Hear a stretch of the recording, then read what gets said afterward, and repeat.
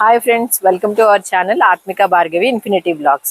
ఈ రోజు మనం శ్రీకాకుళంలో ఆంధ్ర మహావిష్ణువు గుడి ఉంటుంది కదా, అక్కడికి వచ్చాను. ఈ గుడి విశిష్టత ఏంటో ఇప్పుడు నేను తెలుసుకుని మీకు కూడా చెప్తాను. ఫ్రెండ్స్, ఈ గుడి మనకి కరకడ్డ రోడ్ ఉంది కదా, అవనిగడ్డ రోడ్ అని చెప్తాము. విజయవాడ నుంచి అవనిగడ్డ రోడ్ ఉంటుంది, కరకట్ట రోడ్డు. అందులో వస్తుంటే మనకి సైడ్ లో ఒక ఊరు తగులుతుంది, అదే శ్రీకాకుళం అన్నమాట. ఇక్కడ శ్రీకృష్ణ దేవరాయలు కట్టించిన గుడి అన్నమాట ఇది. ఈ గుడి విశేషాలు ఏంటో ఇప్పుడు తెలుసుకుందాం.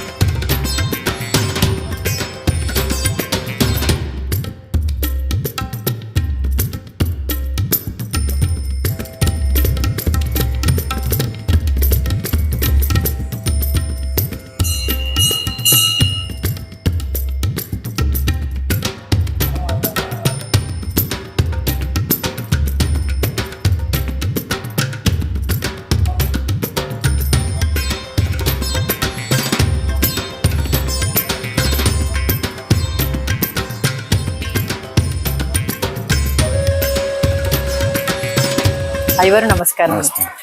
ఈ ఆలయ విశేషాల గురించి మా ప్రేక్షకులకి కొంచెం వివరిస్తారా? ఇది శ్రీకాకుళంలో శ్రీకాకుళ ఆంధ్ర మహావిష్ణువు దేవస్థానం. అయితే శ్రీకాకుళం అనగానే చాలా మంది మన శ్రీకాకుళం జిల్లాకి వెళుతూ ఉంటారు. అయితే ఇది కృష్ణా జిల్లాలోని శ్రీకాకుళం అనేది ఒక విలేజ్ గా, ఒక పల్లెటూరుగా తీసుకోగలుగుతాం. అయితే దీనికి పురాతనమైన పేరు ఏంటంటే సిరికాకొల్లు, సిరికి కొలను. అయితే ఈ శ్రీకాకుళంలో విశేషం ఏంటంటే మహావిష్ణువు విశేషం. అయితే విష్ణుమూర్తిగా మనం ఇక్కడ ఒక చోటే దేవాలయంగా చూస్తాం స్వామిని. మిగతా అన్ని చోట్ల విష్ణాలయం అంటే మంగళగిరి వెళ్తాం, విష్ణుమూర్తి అంటే నరసింహస్వామి ఉంటారు. అలాగే తిరుపతి వెంకటేశ్వర స్వామి ఉంటారు, భద్రాచలం రాముల వారు ఉంటారు. అలాగే మిగతా అన్ని చోట్ల కూడా ఎక్కడైనా విష్ణాలయము అంటే రాముల వారి రూపంలోనూ, గోపాలస్వామి రూపంలోనూ, రంగనాయక స్వామి రూపంలోనూ చూస్తూ ఉంటాం. కానీ మనం విష్ణుమూర్తిగా ఇక్కడ ఒక చోటే చుట్టం ప్రత్యేకత స్వామి వారికి. అందుకోసంగా విశేషంగా ఇక్కడ ప్రత్యేకంగా భక్తులు బుధవారం రోజున స్వామివారికి ప్రత్యేక దర్శనం చేసుకుని సహస్రనామార్చన చేయించుకుంటూ ఉంటారు. బుధుడికి అధిపతి విష్ణుమూర్తి అని చెప్పని. అయితే స్వామి విశిష్ట దగ్గర వెళితే ఏమిటంటే, ఈ స్వామి ఇలా స్వయంభూగా ఉద్భవించడానికి గల కారణం ఏమిటంటే, బ్రహ్మ తపస్సు చేస్తే స్వామి ఈ రూపంలో ఉద్భవించారని చెప్తారు. స్వామివారి పేరులోనే ఉంది. శ్రీ అంటే లక్ష్మీపదమని, కైహి అంటే బ్రహ్మని, ఆకుళము అంటే వ్యాప్తి అనడం అని చెప్పారు. బ్రహ్మ కోరిక మీద స్వామి ఈ రూపంలో ఇక్కడ ఉద్భవించారని చెప్పని మనకి బ్రహ్మ తపస్సు చేసి ఇక్కడ వెలిసారని చెప్తూ ఉంటారు. అయితే స్వామి ఇక్కడ విష్ణుమూర్తి రూపంలో వెలవడం విశేషం. బ్రహ్మ తపస్సు చేస్తే ఆయనకి వరం ఇచ్చారని చెప్పని విష్ణుమూర్తి రూపంలో కృష్ణాది తీరంలో ఇక్కడ ఉద్భవిస్తారని చెప్పి ఆయన వరం ఇచ్చినట్లుగా, అందుకోసంగాను స్వామివారు విశ్వరూపం అలాగే దశావతారాలతో కలిసి శ్రీదేవి భూదేవి సహితంగా ఇక్కడ ఉద్భవించడం విశేషంగా చెప్పబడుతుంది. స్వామివారిని మనం గమనించినట్టయితే కనుక కిరీటానికి ఇటుపక్క దశావతారాలు, అలాగే శంకు చక్రాలు వ్యత్యస్తంగా ఉండడం గమనిస్తాం. స్వామివారికి శంకు చక్రాలు వ్యత్యస్తంగా ఎందుకు ఉంటాయా అంటే, స్వామివారు కలియుగ ప్రారంభంలో ఉద్భవించారు. ఈ కలియుగంలో యుద్ధాలు లేవు అని చెప్పని శాంతిక ప్రతిజ్ఞ కుడి చేతిలో శంఖాన్ని తీసుకుని స్వామి ఉద్భవించారు. అలాగే స్వామివారి పాదాలు చెందితే శ్రీదేవి భూదేవి అమ్మవారు ఉంటారు. ఈ స్వామిని చూస్తుంటే మనకు ఇంకో స్వామి గుర్తొస్తుంటారు. ర్యాలీలో జగన్మోహిని చెనకే స్వామి వారు. ఆ స్వామి ఈ స్వామి ఒకేలాగా ఉంటారు. కాకపోతే స్వామి ఆయన పూర్ణబింబం, ఈయన అర్ధబింబం. ఇక్కడ ప్రత్యేకంగా స్వామి విష్ణుమూర్తిగానే ఉన్నారు, అక్కడ అమ్మవారిని కూడా కలుపుకుని ఉన్నారు.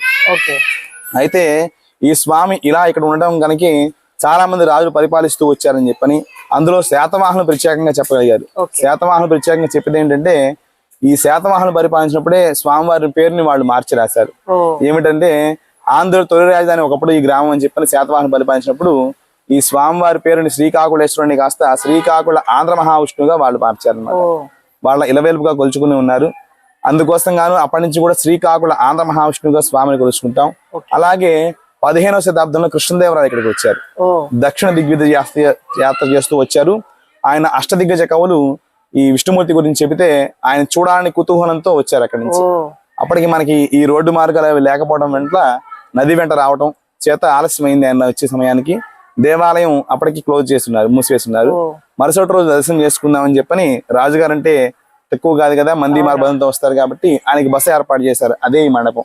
ఓ ఇక్కడే పూర్వం రాతి మండపం ఉండేది, అది సుదీర్ఘం అవడంతో మార్చేసి సిమెంట్ మండపం కట్టించారు. ఓకే ఈ మండపం కట్టిన తర్వాత ఇక్కడ బస ఏర్పాటు చేసిన తర్వాత ఆయన దీనిలో శయనించారు. ఓ స్వామిని చూడలేకపోయామే అనే లోపల మదన పడుతూ దాంతోనే ఆలోచించుకుంటూ శయనించారు అనమాట. అలా స్వామి ఆలాపనలో ఉండటం చేత స్వామి ఆయన కల్లో కనిపించారు. ఓకే కనిపించి నాయన నీవు నా దర్శనం చేసుకుందామని వచ్చావు అని చెప్పని ఆయనకి దర్శనం చేయించి, నీవు తెలుగు రాజు అని చెప్పుకుంటున్నావు కానీ తెలుగులో ఏ గ్రంథాన్ని రాలేదు, నా పైన ఒక గ్రంథాన్ని రాయని చెప్పి స్వామివారు కోరుకున్నారట. మరుసటి రోజు ఉదయాన్నే కృష్ణదేవరాయలు వెళ్లి స్వామిని దర్శనం చేసుకున్నారు. కల్లో వచ్చిన స్వామి ఈయనే కదా అని చెప్పని ఇక్కడే కొంతకాలం బస చేశారు. ఓకే కొంతకాలం ఇక్కడే ఉండి స్వామివారి మీద ఆంధ్రనాయక శతకం ఓకే అలాగే ఆముక్తమాదిని గ్రంథాన్ని ఇక్కడ ప్రారంభించారు. ఓకే ఆముక్తమాదిని గ్రంథాన్ని ఇక్కడ ప్రారంభించారు. ఈ మండపంలోనే ప్రారంభించారు ఆయన. ఓకే పూర్తయింది. మనకి ఆముక్తమాది గ్రంథం అంటే ఏమిటంటే మనకి విష్ణు చిత్యం గోదాదేవి చరిత్ర ఓకే ధనుర్మాసం చేస్తూ ఉంటాం కదా, అవునవును ఆ ధనుర్మాసం చేసేటువంటి ఆముక్తమాది గ్రంథాన్ని ఇక్కడ ప్రారంభించారు, తెలుగులో రాసి ఆయన. ఓకే అయితే ఆయనకి ఇష్టదైవం వెంకటేశ్వర స్వామి కాబట్టి పూర్తయిన తర్వాత తిరుపతి వెంకటేశ్వర స్వామికి ఆయన అంకితం ఇచ్చారు. అవును కృష్ణదేవరాయలు వచ్చిన గుర్తుగా ఈ మండపం మొత్తం కూడా మార్చి కట్టించి ఆయన విగ్రహాన్ని ప్రతిష్ఠ చేయించారు. ఓకే 2007లో ఫిబ్రవరి 11న ఆయన కాంస్య విగ్రహం, కంచు విగ్రహం అది. ఓకే అయితే ప్రతిష్ఠ చేయించడం వల్ల మనం ఎలాగైతే దేవాలయం ప్రతిష్ఠ చేస్తే వార్షికోత్సవం చేసుకుంటామో అలా ఆయన కూడా వార్షికోత్సవం చేయాల్సి ఉంటుంది. ఓకే అందుకోసం గాను ప్రత్యేకంగా ఇక్కడ కృష్ణదేవరాయ ఉత్సవాలు చేస్తారు ప్రతి సంవత్సరం ఫిబ్రవరి 11న. ఓకే అది ప్రతి సంవత్సరం వస్తూనే ఉంటాయి. స్వామివారి వైశాఖ మాసంలో ఉత్సవాలు జరుగుతాయి. ఓకే మొన్న ఈ మే నెలలో మొన్న జరిగినాయి. ఓకే 10వ తారీఖు నుంచి వైశాఖ ప్రారంభించి మాసంలో ఎప్పుడు జరుగుతుంది? వైశాఖ పౌర్ణానికి రథోత్సవం జరుగుతుంది, ఓకే. చతుర్దశి కళ్యాణం జరుగుతుంది. ఓకే అయితే మొన్న ఈ మధ్య కార్యక్రమాలు జరిగినాయి స్వామివారికి. అలాగే కాసుల పురుషోత్తమ కవి అని చెప్పని స్వామివారికి ఆంధ్రనాయ శతకం రచించారు ఆయన. ఓకే కొన్నాళ్ళు దేవాలయం కనబడకుండా కనుమరుగైపోతే ఈ నది వల్ల కొట్టుకుపోవడం చేత కనుమరుగైపోవడం చేత స్వామిని వెతుకుతూ అప్పుడున్న రాజుగారికి తెలియజేయడం కోసం అని చెప్పని భట్టరాజు కవులు అంటారు ఆయన. అవును ఆ స్వామివారిని వెతికి అప్పుడున్న రాజుగారికి స్వామివారిని విశేషం తెలియజేయడం కోసం గాను ఆయన స్వామిని వెతుకుతూ కొన్ని శతకాలు రచించారు. ఓకే అదే ఆంధ్రనాయక శతకం. ఆ శతకంలో ప్రతి పద్యానికి చివర ఆయన చిత్ర ప్రభావ దాక్షిణ్య భావ హాత విమత జీవ శ్రీకాకుళ ఆంధ్రదేవన మకటం ఇచ్చుకున్నారు. ఓకే ఆయన విగ్రహాన్ని కూడా మొన్న ఈ మధ్య అమ్మవారికి ఎదురుగా ప్రతిష్ఠ చేయడం జరిగింది. ఆ కవి గారు ఆ కవి గారు ఆయనే. ఓకే అయితే మనకి రాజలక్ష్మి అమ్మవారు ఉంటారు ఇక్కడ ప్రత్యేకంగా. స్వామివారి చెంత శ్రీదేవి భూదేవి కాకుండా వేరే మందిరంగా రాజలక్ష్మి అమ్మవారు ఉంటారు. దానికి మన వాళ్ళు పెద్దవాళ్ళు చెప్పింది ఏమిటంటే ఇక్కడ అమ్మవారిని ప్రతిష్ఠ చేయడానికి ప్రత్యేకత కూడా ఉంది. ఇక్కడ చోళులు పరిపాలించారు అని చెప్తారు. ఓకే చోళులు ఎక్కడ పరిపాలన చేసినా రాజలక్ష్మి అమ్మవారిని ప్రతిష్ఠ చేశారని చెప్పాను. ఇక్కడ రాజలక్ష్మి అమ్మవారు ఉన్నారంటే ఇక్కడ చోళులు కూడా పరిపాలన చేశారని చెప్తారు. ఓకే అలాగే ఈ దేవాలయం చాలా కాలం కనుమరుగైపోయింది కాబట్టి దాన్ని వెతికి తర్వాత చలపతి రాజా గారి ఆధ్వర్యంలోకి వచ్చిందని ఓకే వారి వంశీకులు ఇప్పటికి కూడా ఈ దీనికి ట్రస్ట్ బోర్డుగా ఉంటూ ఉన్నారు. అవును అయితే దేవాలయం ఎండోమెంటే కానీ వాళ్ళు ఎప్పుడు అనువంశిక కర్తలుగా ఉండిపోతుంటారు. ఇక్కడ మనకి ప్రత్యేకంగా వైశాఖ మాసంలో ఉత్సవాలు జరగడమే కాకుండా ముక్కోటి ఏకాదశి ఉత్తర ద్వార దర్శనం ప్రతి విష్ణాలయంలో జరుగుతూనే ఉంటుంది. కానీ ఇక్కడ ప్రత్యేకత ఏంటంటే ఉత్తర ద్వార దర్శనం ప్రతి చోట కూడా తెల్లవారుజామున జరుగుతుంటుంది. ఇక్కడ ఈ ఆంధ్ర మహావిష్ణు యొక్క ప్రత్యేకత ఏంటంటే తెల్లవారిన తర్వాత 10 గంటల తర్వాత జరుగుతుంది ఇక్కడ. అంటే ఇక్కడ ఏమిటంటే చల్లపల్లి రాజా గారి వంశీకులు, వాళ్ళ మనవాళ్ళలో ముని మనవాళ్ళలో వాళ్ళ వంశీకులు వచ్చి స్వామివారిని బయటికి తీసుకొస్తే గానీ స్వామి బయటికి రాదు. అది ప్రత్యేకత. వాళ్ళు వచ్చేంత వరకు కూడా వేచి ఉండి దానికి ఒక ముహూర్తం నిర్ణయించుకుని ఆ సమయంలోనే స్వామిని బయటికి తీసుకొస్తారు. అందుకోసం గాను ఉదయం 10 గంటల తర్వాతే ఉత్తర ద్వార దర్శనం జరుగుతుంది. ముక్కోడి ఏకాదశి చాలా విశేషంగా జరుగుతుంది ఇక్కడ. చాలా మందికి గుడి తెలీదు, ప్లస్ గుడి విశేషాలు కూడా అందించాలనే ప్రయత్నంతో నేను చాలా మంచి విషయం చెప్తున్నారు. చాలా మంచి విశేషం కూడా చేస్తున్నారు మీరు. అయితే ఏమిటంటే ఈ గ్రామం అనేది పల్లెటూరు అవడం, కొంత సర్వీస్ అంటే ఈ గ్రామానికి సరైన ప్రయాణ సౌకర్యం లేకపోవడం మూలంగా తెలియకపోతుంది. ఎక్కడెక్కడి నుంచో విజయవాడ వరకు విచ్చేసి విజయవాడ నుంచి శ్రీకాకుళం అనగానే అక్కడికి వెళ్ళడం కూడా జరుగుతుంది. అవును స్వామి. ఇక్కడికి ఇప్పుడు ఈ కరకట్ట నిర్మాణం జరిగిన తర్వాత బస్సు సౌకర్యం కూడా బాగానే ఏర్పడుతుంది. అలాగే సొంత వెహికల్స్ కూర్చొని త్వరగా రావచ్చు. అయితే ఇక్కడ మన ప్రత్యేకత స్వామివారి దేవాలయం ప్రత్యేకత. అయితే స్వామివారి దగ్గర ఉన్నటువంటి రథోత్సవాల దగ్గర 1207 శాసనం ఉంటుంది. సుమారుగా 1000 సంవత్సరాల పూర్వం ఆ విగ్రహాన్ని స్వామివారికి బహుకరించారు. ఓకే, అంత పురాతనమైనటువంటి దేవాలయం. అయితే అంతకు ముందే స్వామి ఉన్నారని, ఆ విగ్రహాలు బహుకరించారంటే ఎంతకాలం తర్వాత విగ్రహాలు బహుకరించారు కదా. అయితే ఈ దేవాలయం నది గర్భంలో ఉండేదని, వరదలు వచ్చి కొట్టుకుపోతూ ఉంటే ముందుకు జరిపి కడుతూ వచ్చారని, ఇక్కడ 4వసారి నిర్మాణం జరిగిందని చెప్తారు. ఓకే.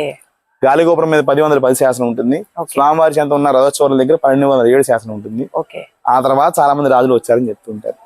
స్వామివారి విశిష్టత అయితే క్లుప్తంగా అయితే ఈ విషయం. ధన్యవాదాలు. మంచిది. పునర్దర్శన ప్రాప్తి. Thank you.